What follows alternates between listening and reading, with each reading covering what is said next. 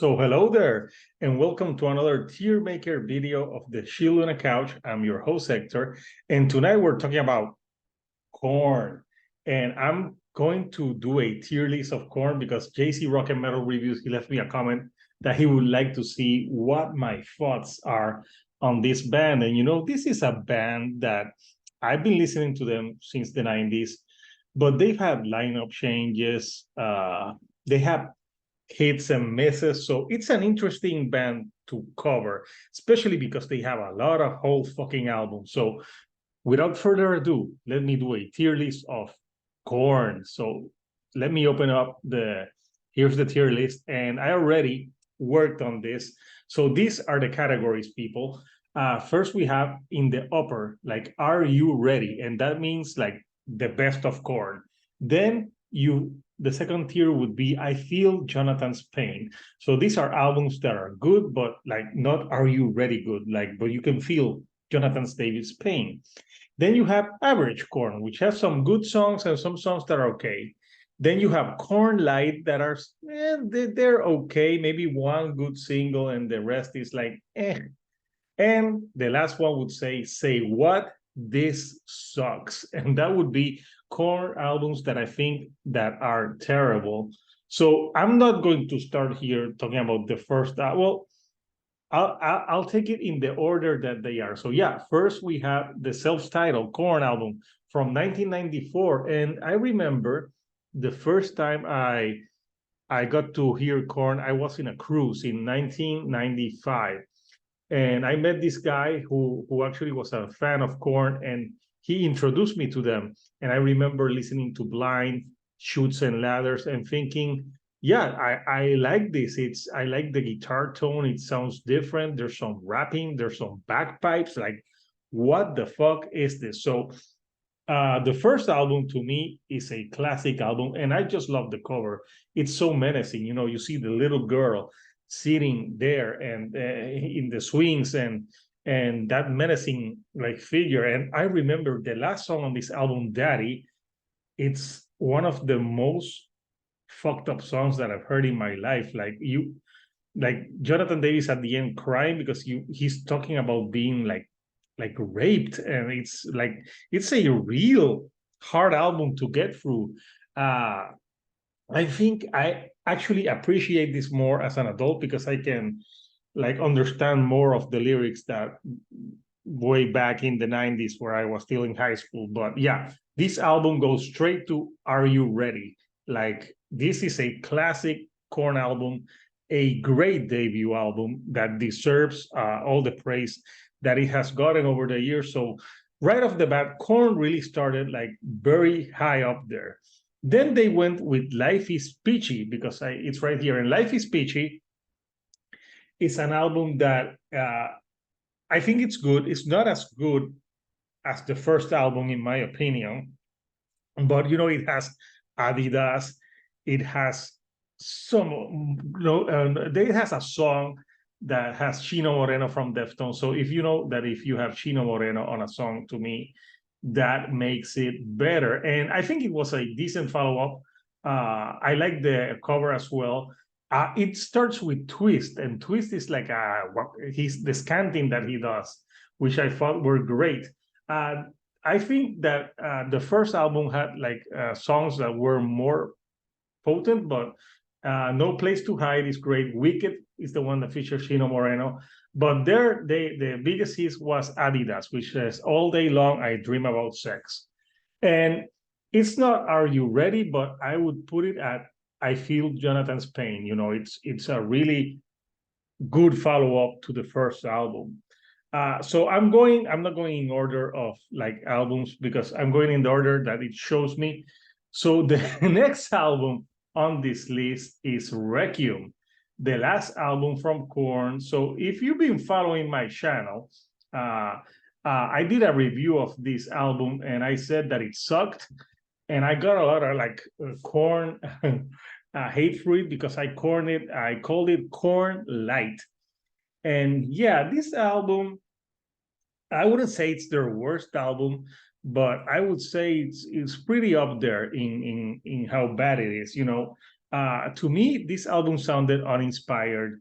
I didn't feel Jonathan's pain. I thought it was more leftovers from The Nothing, which was an album that came before that that I enjoyed. So, yeah, this album is not. It doesn't. I don't know if I would say. Does it suck or is it Corn Light? You know what? It sucks. I'm sorry, but Requiem is crap. So yeah, that album sucks. It's terrible. The album cover looks like a kid with some fucking sausages in his face. So yeah, it's one of their worst albums. So yeah, I would put it in the lower grade. So then we have See You on. I'm going through the pictures here. See You on the Other Side.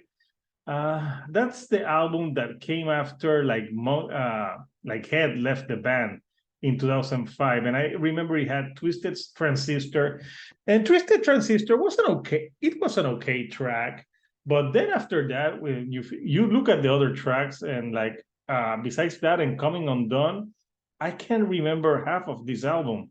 Like it's it's not bad, but it's really missing Head, and like Monkey only on the guitar, it didn't do it for me. It's better than Requiem, at least, but I would say this is Corn Light, so I put it right there. So now we're talking about Take a Look in the Mirror from 2003, and actually, this is an album that I quite enjoyed when it came out. This is the last album before Head left the band, and I think it's an album that is not really discussed that much in Korn's discography. I think it's an album that's quite forgotten. I remember it had the song "You All" like the "You All Want a Single Say Fuck That," which was kind of corny and cheesy. That's the only cheesy song for me. But this album had some great hidden gems on it, like "Play Me" featuring Nas, "Everything I've Known," "Deep Inside," "Here It Comes Again," "Counting on Me." Right Now, it had some great tracks. You All Want a Single was corny, but the other ones were good. So I would not say that this is second top tier, but I would say this is average Korn, but going to almost, I feel, Jonathan's pain. But yeah, I think it's better than what people remember it for. So now let's go back to 2016. And I remember this album, The Serenity of Suffering. It was hailed it was like a return to form in some way.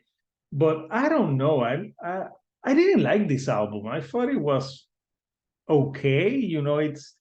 It's not uh, great. It's not terrible. I think the song with Corey Taylor, "A Different World," was okay, and "Rotting in Vain" I like, but besides that, uh, quite forgettable actually for me. So this would go in Corn Light, but I think it's better than this one. So I'm gonna put it right there. So now let's go to the self-titled Korn album, the Untitled from 2007. And this one, I'm looking, I remember Evolution, which I enjoyed that single when it came out. But now when I listen to it, it's like, okay, so yeah, I would say that this sucks. Yeah. Uh, there you go. No, I think Requiem is worse. Or you know what? They're almost tied. They're equally bad. So yeah, that would go like in this sucks. Now let's talk about Follow the Leader. And Follow the Leader was the album that really got me into Korn. Uh, Freak on a Leash. What can you say?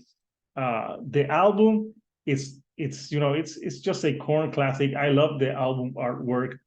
It's by the guy that did the Spawn comic books. I forget his name right off the bottom of my head, top of my head. But yeah, Follow the Leader in 1998. I remember going to the gym and putting this album on, and people would get pissed, but it was great to working out. Like Freak on a Leash, Got the Life, Dead Bodies Everywhere. You had Children of the Corn featuring Ice Cube. The only song that I would say maybe age not that well and maybe would get canceled in today's culture is All in the Family featuring Fred Durst. But you know what?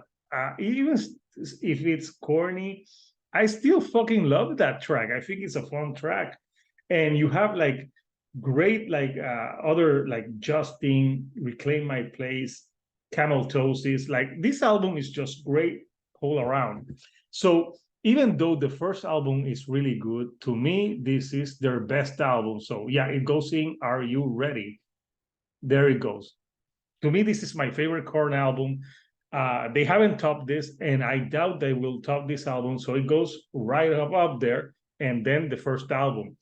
So now we're going to Corn Free, and Corn Free. This was hailed. Remember Who You Are. This was hailed like they were going back to their roots, to the sound of their first albums. And you know what? I don't hear it.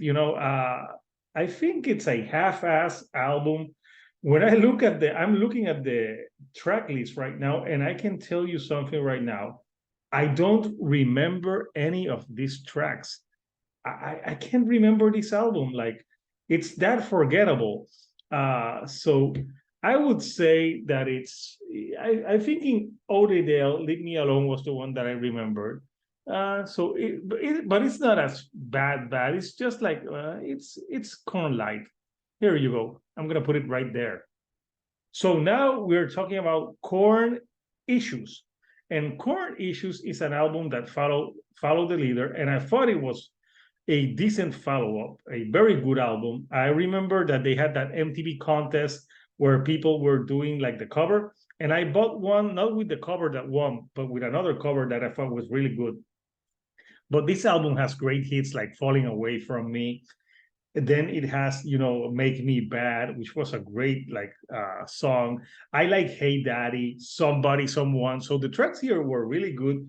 And I think it was one of Korn's most commercial albums. I don't think it's as good as his first two albums, as the first one and the third one. But I think I actually enjoyed more than Life is Peachy. So this album would go in Are You Ready? Number 3. So Issues right up there. So now we're going to talk a very controversial album for Korn's discography. So the year after they did Remember Who You Are, and like people weren't feeling it, they went the complete opposite direction, and they made a dubstep album featuring like Skrillex and different like DJs. And I remember when it came out, I thought it was, I think I liked it when it came out. But looking at it like years later, I'm like, this should haven't been a Korn album. This should have been more of like a Jonathan Davis like solo project.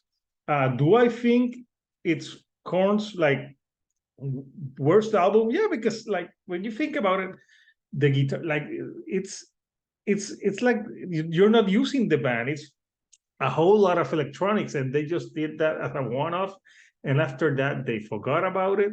So yeah, I would say that this album would go in the This Sucks category. So let's go right here underneath Requiem. Like it's not a good album. Like when you listen to it years later, the replay value has gone really low, and I'm like, yeah, I'm just over dubstep, and I don't know why the hell they changed their sound so much to dubstep. I think it would have been better if they would have like kept their sound and maybe added some elements of dubstep, but not like a whole dubstep album. So yeah, that's my opinion with the Path of Totality. So we have 3 albums to go. So back the album that is right now is The Nothing, and to me, The Nothing was actually it's an album that I thought it was a great return to form in 2019. I really enjoyed You'll Never Find Me, The Darkness is Revealing, Idiosyncrasy, Can You Hear Me? And this was an album that Jonathan Davis wrote after his wife has died. So you could really feel the pain in this album. And it's not Are You Ready type, but I'm gonna put it right here in I Feel Jonathan's Pain. Like I think it's one of the best Korn albums of the most recent years. So I would put it up there. So We have two more albums to go, and one of them is The Paradigm Shift. And I remember I liked Pray For Me, Love and Meth, and Spike in My Veins. Then there are some songs like Never Never that actually haven't aged that well, kind of corny, but it's not bad. I enjoyed it, and they had head again like in the band. So yeah, I would say this is average Korn. It's not bad, but it's not great. So I would put it at average Korn. So now the last album that I'm talking about is Untouchables, and to me, Untouchables in 2002 is an album that had one of their best opening tracks ever, Here to Stay. That track is fucking awesome. I still love it to this day. And I liked Hollow Life, Faultless, Alone I Break. I thought this was a very dark album. And I think on this album, they embraced elements of everything they had done before it, and with a more modern, maybe, production. So to me, this is an average Korn. Actually, this album would go right here in I Feel Jonathan's Pain. And actually, I think I like it more than Life is Peachy. So it would be right there. So there you have it. That's my tier list for Korn. What are your favorite Korn albums? Let me know. How would you rank them, and what you thought about my ranking? And if you like the videos that I'm putting out, do not forget to subscribe, and do not forget to give me a like, because that really helps the channel. So I will keep doing this tier list. They're fun, they're easy to do, and I think people will enjoy them. So there you go. You have my tier list for Korn. So until next time, this is Hector, the Shield in the Couch, and I'll see you right here on the couch. Thank you, and good night.